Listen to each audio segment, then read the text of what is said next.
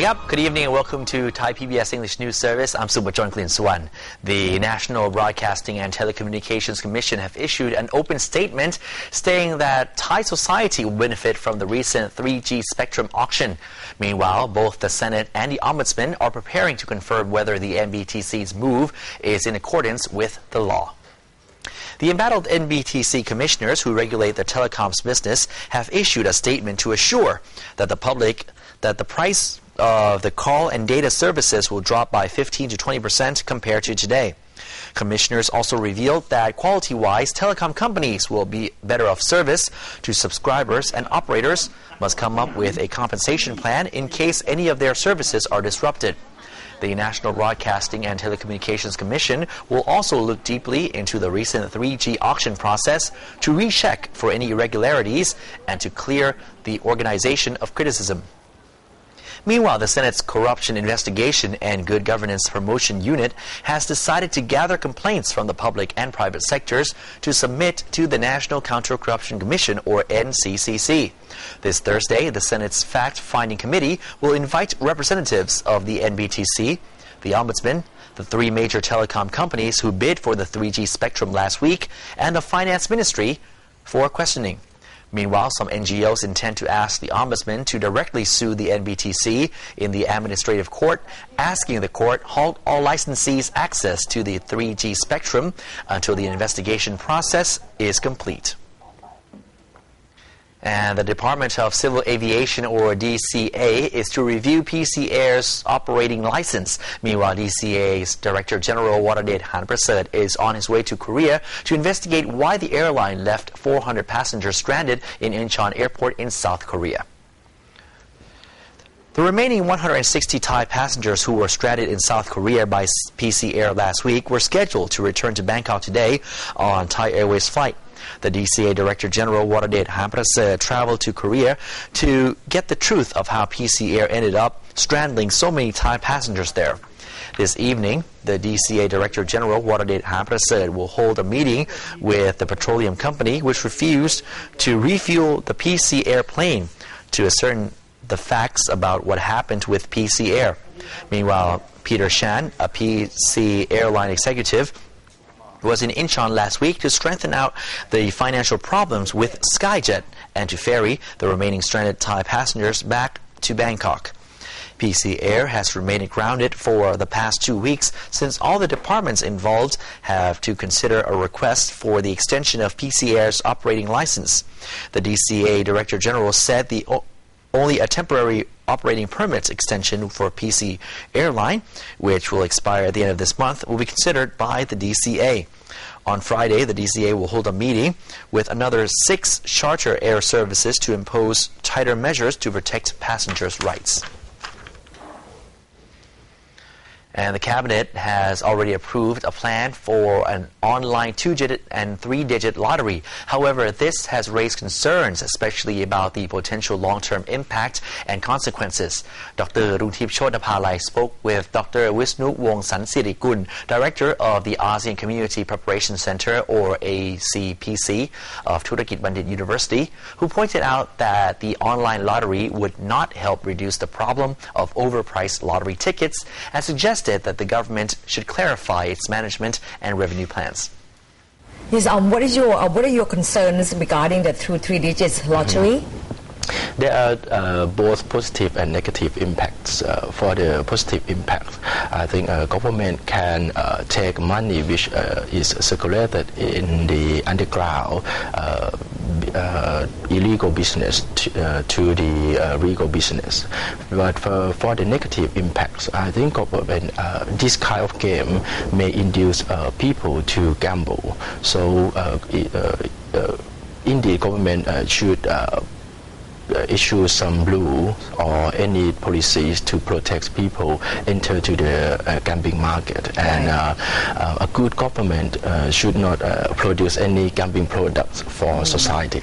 Right, but there are also concerns being raised amongst if this would lead to, for example, the morality of the children in terms of gambling. The majority group of the people who play this kind of game from the study is it's not the teenage or any children, but the majority group of the customer who play who buy the gambling game is the people who have age over 45. So I think this kind of game not ruin for the teenagers. But anyway, indeed government should issue some rules to protect this kind of game, or to protect people to enter the gambling business. Yeah, but also you were saying that the government also has to be transparent and clarify in what the money, the management of the money, the income that the revenue that they receive from this project. So government need to transparency about this, and they need to show for the society that to know that how money come and how money go, how come and how this money to be used for the which project for the any budget. The cabinet meeting on Samui Island approved 96 projects with a total budget of 40 billion baht and further approved an urgent budget of 517 million baht to develop provinces in the Gulf of Thailand. After the cabinet meeting on Samui Island in Surat Thani province, Prime Minister Yingluck Shinawatra said that the visit to the southern border is to tackle the problems and control the violence situation. The PM went on to say that the Asian Cooperation Dialogue, or ACD, held in Kuwait is to strengthen economic development and food security, as well as to prevent natural disasters. The cabinet meeting also approved a budget to develop 27 projects in the 4 provinces in the Gulf of Thailand worth a total of 517 million baht. These projects include the studies of logistics on Samui, Phangan and Ang Thong Islands, setting up a distribution center in Tung Song district of Nakhon Si Thammarat province, and improvements to Asia Route number 41. The cabinet approved 112 million baht for Surat Thani province, 100 million baht for Nakhon Si Thammarat, including development of Mahathawara Rajvihan Temple to World Heritage standards, and another 100 million baht for water management projects in Phathalung. The cabinet also approved 96 projects with a total budget of 40 billion baht, conditional upon feasibility studies before implement.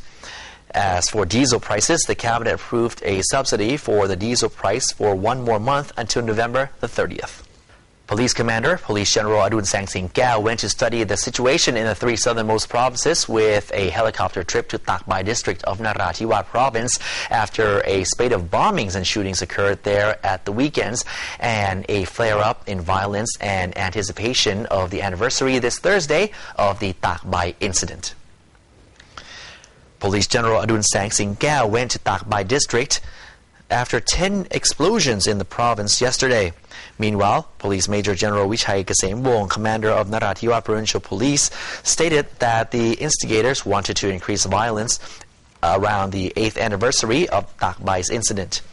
On October the 25th of 2004, the military cracked down on thousands of demonstrators staging a protest in front of Tak Bai police station, calling for the release of 6 village defense volunteers who had been arrested. The crackdown resulted in the deaths of 85 people, 78 of them from suffocation and being crushed during transportation to detention centers, and 7 were shot dead.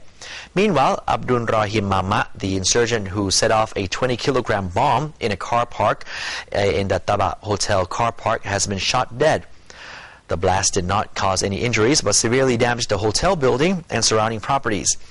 Police Colonel Sane Chanyasatit said that the dead person was a brother of Loeng Mama, the leader of RKK, an active terrorist group in southern Thailand. The RKK group has launched attacks in many areas of Narathiwat province, while their leader has many arrest warrants issued, and authorities continue to try to apprehend him. A disaster expert is afraid that the weather depression, which is hanging around the eastern coast of the Philippines, is likely to be upgraded to a tropical storm, and Thailand could be affected because the previous similar storms had a severe impact on Prachuap Khiri Khan and Chumphon provinces. Yesterday, the Japanese Meteorological Agency announced that the low pressure in eastern Philippines has turned into tropical depression, with the airflow heading into the direction of Thailand. Professor Thanawat Jarupongsakul, an expert of the Disaster and Geographic Information Study Unit at the Science Faculty of Chulalongkorn University, said that the tropical depression could become a tropical storm as it picks up moist air from the South China Sea. Thailand could be affected. Professor Thanawat said this storm is similar to Typhoon Gay in 1989, Typhoon Linda in 1997, and Typhoon Durian in 2006. Both Chumphon and Prachuap Khiri Khan provinces were affected at that time. All three storms were small but powerful tropical cyclones that caused more than 800 fatalities in and around the Gulf of Thailand. However, the storm direction cannot be verified until the depression is upgraded to a tropical storm. For now, people in Surat Thani should be aware of the possibility of severe weather conditions for the next few days, as the low-pressure cell over the lower southwest coast and Malaysia will move to the mid-south over the next 3 days. And in a further sign of progress, Myanmar's reformist president Thein Sein held his first news conference for local media, a milestone after years of secrecy and censorship by the former military regime. Here's more from Hugh Adams. Thein Sein didn't have any major news to impart during the event, at which he answered about 30 questions from local press and foreign correspondents on subjects ranging from fighting with ethnic rebels in the north to amending the country's military-authored constitution. His mere appearance, however, told the story about his country's turn from secrecy and paranoia to relative openness. The news conference in the capital ran 20 minutes past its scheduled 2-hour length. The 67-year-old ex-general, who served as Prime Minister under the previous ruling junta, looked tense as he started answering questions, but soon relaxed. Explaining why he was holding the pioneering press conference, he told of being interviewed many times during his recent visit to the United States, and said that he had the hardest time answering questions on the inquisitorial BBC programme Hard Talk. After surviving that experience, he said he was no longer afraid of meeting the media.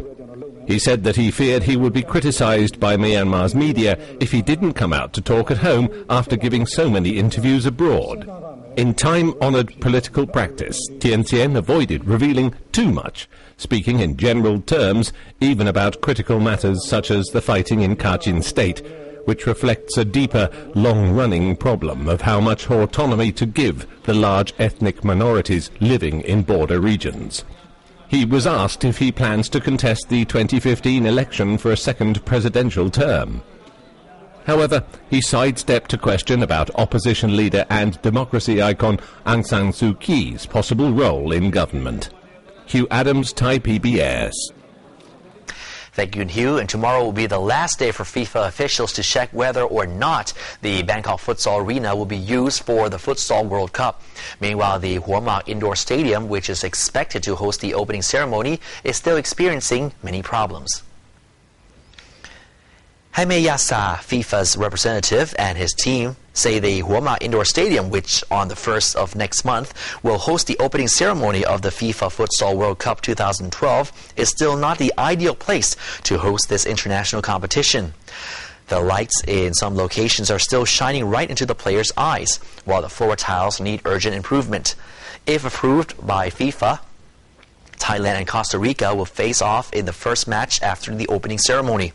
Meanwhile, FIFA will visit the Bangkok Futsal Arena tomorrow to make the final call if this stadium is ready to serve as a competition venue or not. Even if the Bangkok Metropolitan Administration is ready to handing over this completed stadium on the 29th of October, FIFA may still consider not using this location, as the live TV broadcast facilities might not be ready in time.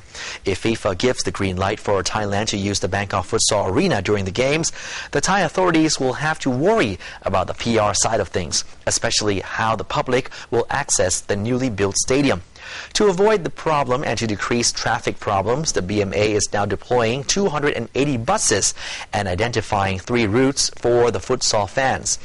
Fashion Island Shopping Mall, the Mall Bangkapi, and Laikarbang train stations will be the 3 checkpoints where the public can get free shuttle bus services to and from the Bangkok Futsal Stadium.